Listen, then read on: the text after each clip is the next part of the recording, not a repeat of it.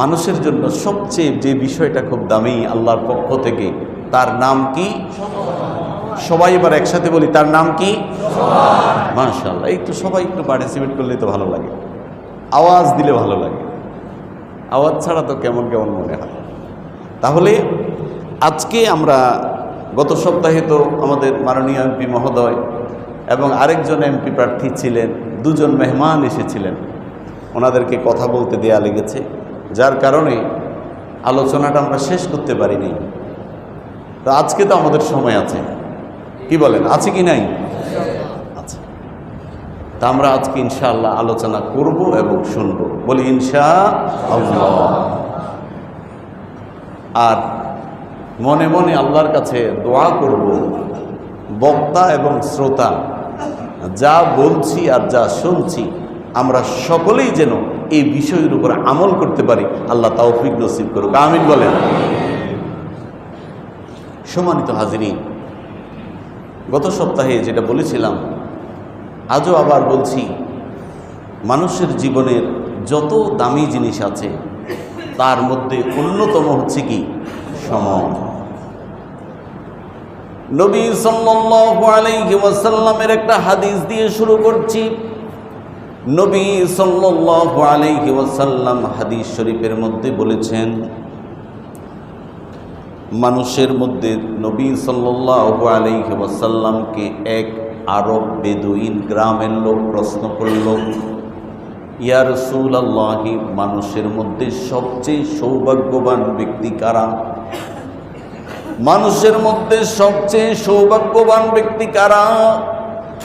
নবী সাল্লাল্লাহু আলাইহি ওয়াসাল্লাম ওই গ্রাম্য আরব বেদুইনের উত্তরে তিনি বলেছিলেন, সৌভাগ্যবান হচ্ছে তারা যারা দীর্ঘায়ু লাভ করেছে, বেশি সময় পেয়েছে, হায়াত লম্বা হয়েছে এবং ওই লম্বা হায়াতটাকে নেক আমলের কাজে তারা কাজে লাগিয়েছিল। জোরে বলুন সুবহানাল্লাহ। নবীর ভাষায় যদি বলি, আন্না আরাবিয়া, নিশ্চয় এক আরব বেদুইন, সাআলা রাসূলুল্লাহ সাল্লাল্লাহু আলাইহি ওয়াসাল্লাম, নবী সাল্লাল্লাহু আলাইহি ওয়াসাল্লামকে প্রশ্ন করল, ক্বালা ইয়া রাসূলুল্লাহ মান খায়রুন নাস, মানুষের মধ্যে উত্তম মানুষ কে? মানুষের মধ্যে সৌভাগ্যবান ব্যক্তি কারা? ক্বালা রাসূলুল্লাহ সাল্লাল্লাহু আলাইহি ওয়াসাল্লাম, মান তালা উমরুহু ওয়া হাসুনা আমালুহু। নবী সাল্লাল্লাহু আলাইহি ওয়াসাল্লাম ওই ব্যক্তির উত্তরে বললেন, যারা, ওই ব্যক্তি হচ্ছে সবচেয়ে সৌভাগ্যবান যারা লম্বা হায়াত পেয়েছে এবং ওই লম্বা হায়াতটাকে নেক আমলের কাজে ব্যয় করেছে, ওই মানুষ এবং ওই ব্যক্তিরাই হচ্ছে সৌভাগ্যবান। জোরে বলুন সুবহানাল্লাহ। তাহলে লম্বা হায়াত যারা পেয়েছে আর যারা নেক কাজে লাগিয়েছে তারা হচ্ছে কি? সবচেয়ে সৌভাগ্যবান। এই কথাটা কে বলেছেন? আপনার আমার নবী হযরতে মুহাম্মদুর রাসূলুল্লাহ সাল্লাল্লাহু আলাইহি ওয়াসাল্লাম। আমরা সকলেই জানি সময় আল্লাহ পাকের সবচেয়ে সর্বশ্রেষ্ঠ নিয়ামত।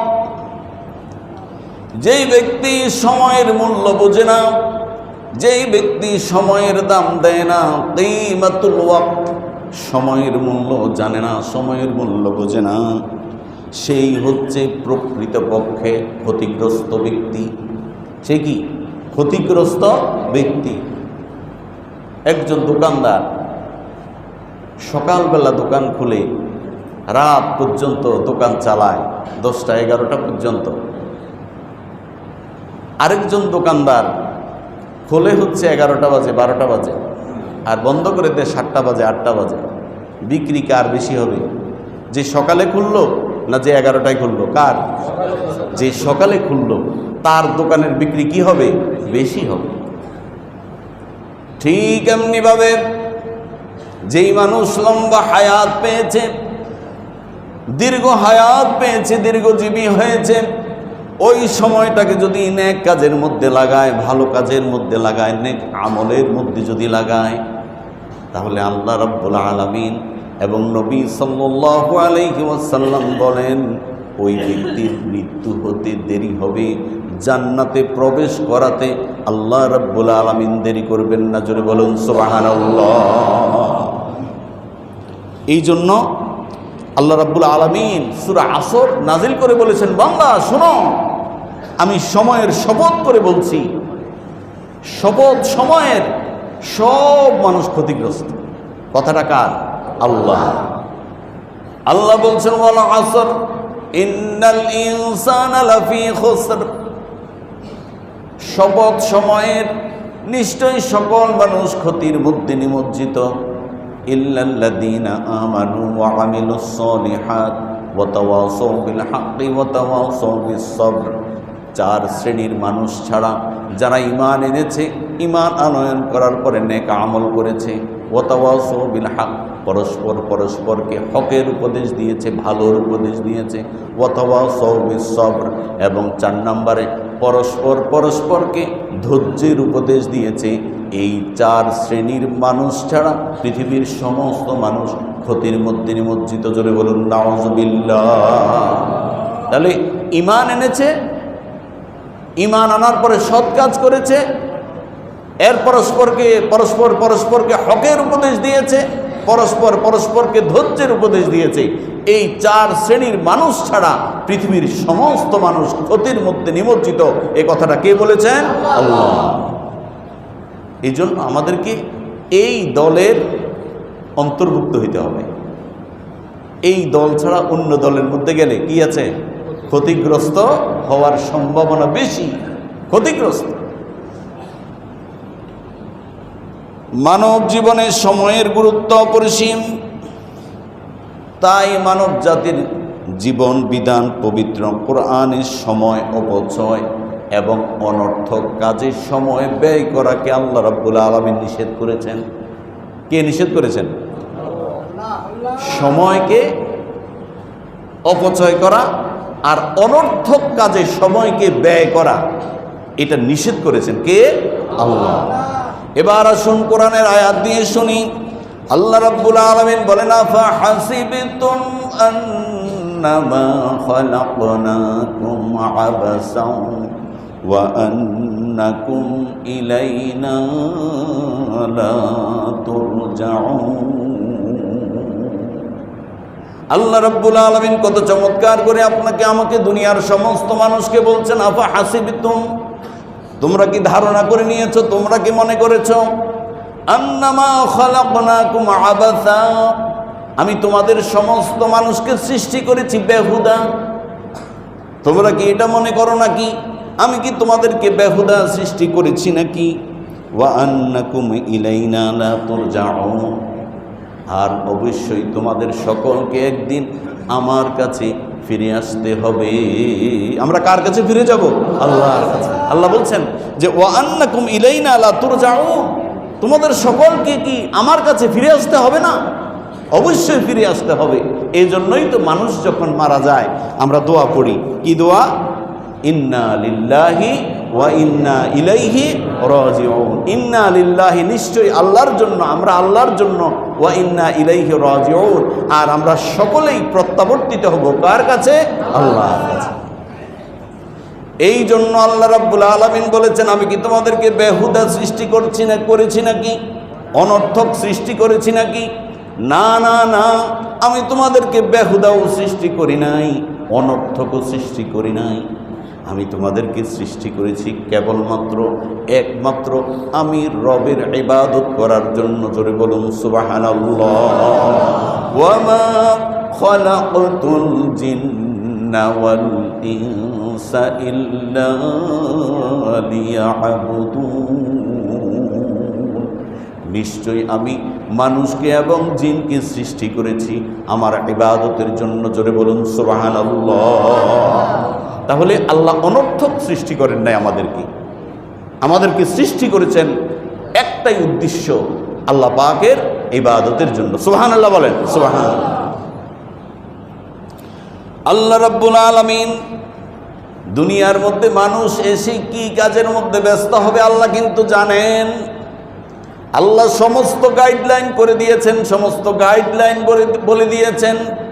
মানুষ কোন পথে চললে জান্নাত পাবে, কোন পথে চললে মানুষ জাহান্নামে যাবে, আল্লাহ সমস্ত কিছু কোরআনুল কারীমের মধ্যে এবং নবী সাল্লাল্লাহু আলাইহি ওয়াসাল্লাম হাদিসের মধ্যে বর্ণনা করেছেন। দুনিয়ার জিন্দেগিতে সময়কে যারা কাজে লাগায় নাই, বেহুদা অনর্থক কাজে যারা সময় নষ্ট করেছে, আখিরাতের জিন্দেগিতে তারা সেদিন কি বলবে আল্লাহ কোরআনুল কারীমের মধ্যে বলেছেন। সূরা ফাতিরের 37 নম্বর আয়াত আল্লাহ রাব্বুল আলামিন বলছেন, ওয়া হুম ইয়াসতারিখুনা ফীহা রাব্বানা আখরাজনা না'মাল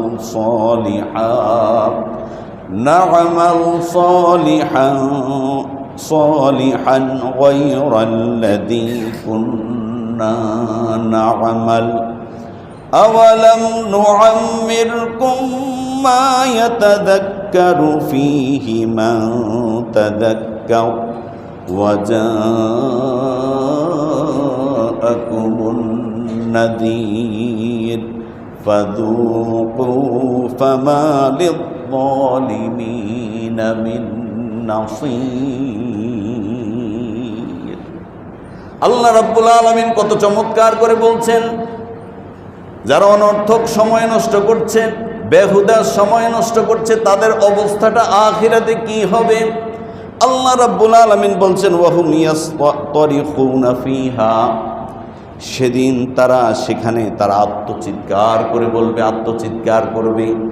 দুনিয়াতে যারা সময়কে নষ্ট করেছে বেহুদা কাজে, অন্যায় কাজে, খারাপ কাজে, আল্লাহর নিষিদ্ধ কাজে, আখিরাতে যখন তারা যাবে তখন তারা চিৎকার করতে থাকবে। চিৎকার করে তারা বলবে, রব্বানা আখরিজনা না'মাল সালিহান গায়রাল্লাযী কুন্না না'মাল।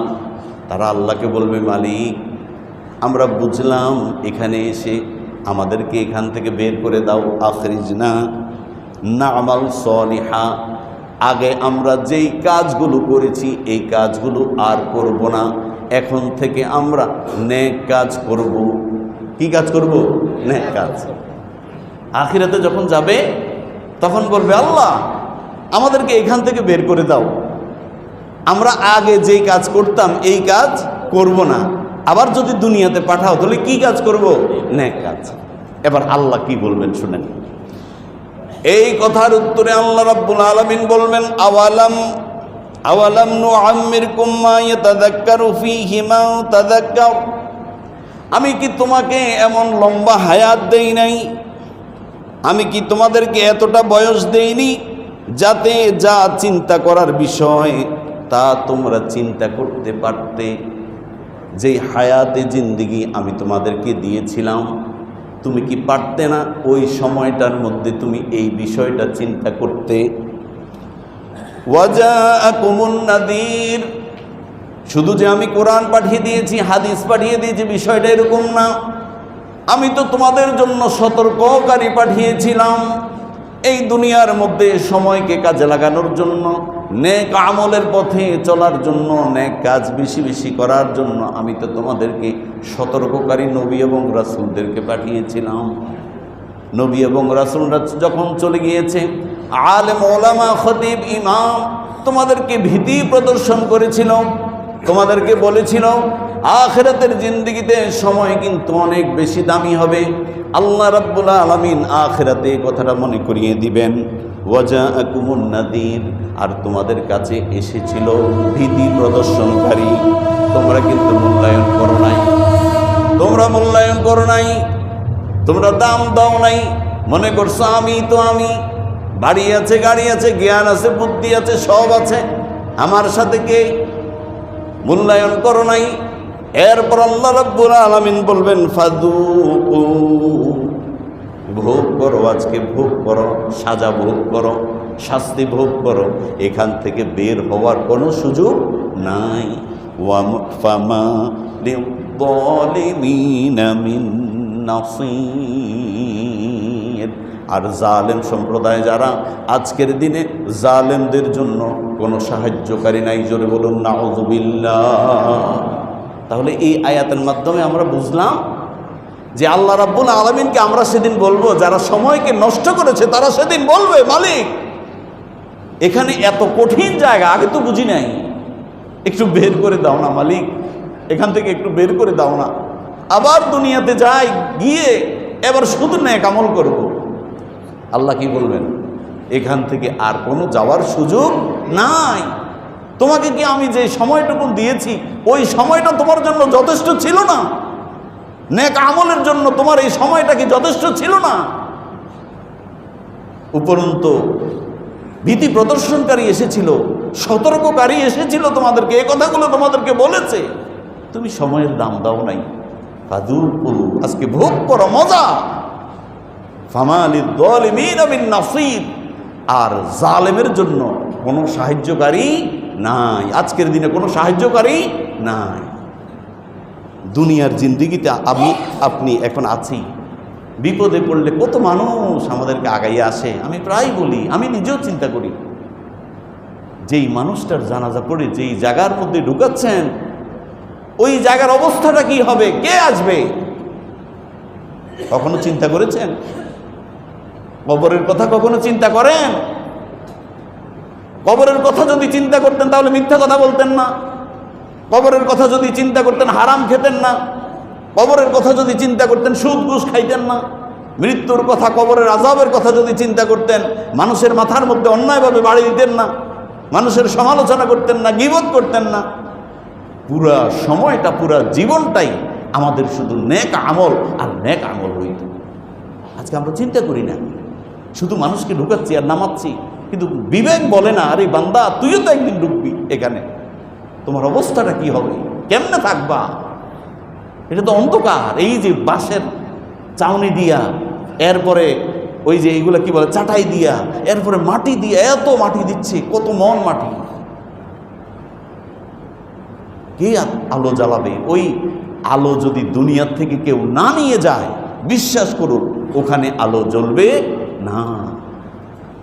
এয়ারপোর্ট পার হইতে গেলে কত কিছু লাগে। আপনি এক দেশ থেকে আরেক দেশে যাবেন, বর্ডার ক্রস করতে গেলে কত কাগজপত্র দেখে, এই তোমার এটা আছে কিনা, তোমার ওইটা আছে কিনা, একটু ভুল করলেই না হবে না, পাসপোর্ট রেখে দেয়। দুনিয়ার জিন্দেগিতে পাসপোর্টের মধ্যে ভুল থাকলে যেতে দেয় না। এটা যদি দুনিয়ার জিন্দেগিতে হয়, তাহলে আখিরাতের জিন্দেগিতে ফেরেশতারা কত কঠোর হবে। চিন্তা করেছেন? চিন্তা করার সময় এসেছে।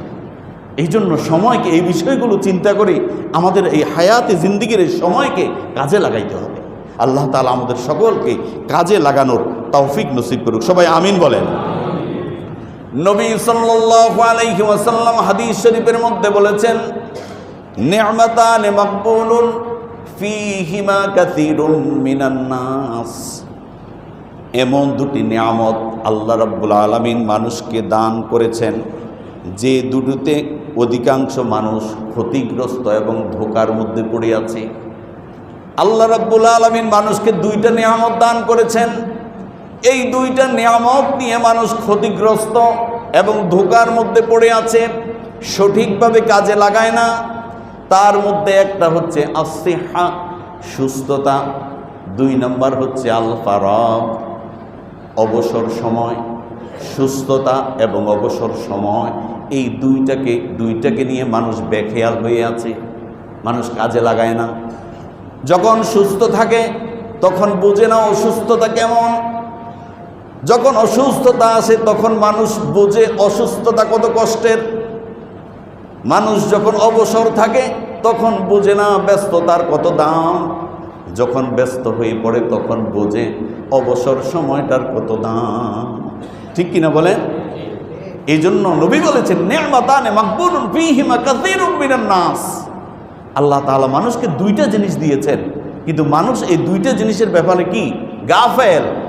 তার মধ্যে 1 নম্বর হচ্ছে আসিহা, সুস্থতা, আর 2 নম্বর হচ্ছে আল ফারাগ, অবসর সময়। এই জন্য আমি খুতবার মধ্যে যে আয়াত তেলাওয়াত করেছি সূরা ইনশিরাহ থেকে, আল্লাহ রাব্বুল আলামিন কোরআনুল কারীমের মধ্যে বলছেন, ফাইদা ফারাগতা ফানসাব ওয়া ইলা রাব্বিকা ফারগাব। আল্লাহ বলেন, অতএব যখনই তুমি অবসর পাও, অবসর সময় পাও, একান্তে ইবাদতের মধ্যে তুমি লিপ্ত হও। অবসর যখন পাও তুমি কি করবা? শুধু মানুষের গীবত করবা? দোকানের মধ্যে বসে বসে চায়ের কাপের মধ্যে মুখ দেওয়ার আগে কার কি হয়েছে না হয়েছে এগুলো নিয়ে ব্যস্ত। আমি দেখি, আমি কিন্তু বসি না, আমি আশেপাশে বসি না, কিন্তু আমি যখন রাস্তাঘাট দিয়ে আসা যাওয়া করি দেখি মানুষ কত গুনাহের মধ্যে আছে, কত পাপের মধ্যে মানুষ নিমজ্জিত। আজকে সমাজ পাপের মধ্যে ডুবে আছে, যেদিকেই তাকাবেন শুধু এদিকেই পাপ পাপ পাপ আর গুনাহ। এই জন্য আল্লাহ রাব্বুল আলামিন বলেছেন, বান্দা সময়কে যদি তুমি কাজে লাগাতে চাও, সময়কে যদি প্রপার ইউজ করতে চাও, ফাইদা ফারাগতা ফানসাব, তুমি যখন অবসর সময় পাও এই সময়টাকে আল্লাহর কাজে মনোনিবেশ করো। ওয়া ইলা রাব্বিকা ফারগাব, এবং তোমার প্রতিপালকের কাজে তুমি মনোনিবেশ করো। জোরে বলুন সুবহানাল্লাহ। আল্লাহ সব বলে দিছে, এখন মানা না মানা আপনার আর আমার ব্যাপার। মানলে কবরের মধ্যে বাতি জ্বলবে, আগুন বাদ দিয়া লাইট আসবে, কবর আলোকিত হবে, কবরে জান্নাতের নাজ নিয়ামত আমরা পেতে থাকবো। সুবহানাল্লাহ বলেন, সুবহানাল্লাহ। আর সময়কে যদি কাজে না লাগাই, গীবত শিকায়েত, কার কি হলো, সমালোচনা, তারপরে নামাজ কালামের খবর নাই, আজান হচ্ছে, সে বাজার নিয়ে ব্যস্ত, সে দুনিয়ার কাজ নিয়ে ব্যস্ত, দোকানপাট নিয়ে ব্যস্ত, এগুলো নিয়ে যদি থাকেন, মনে রাখবেন ওই কবর অন্ধকার হবে, কবরের মধ্যে আলো জ্বলবে না, আখিরাতে অন্ধকারের মধ্যে উঠবেন।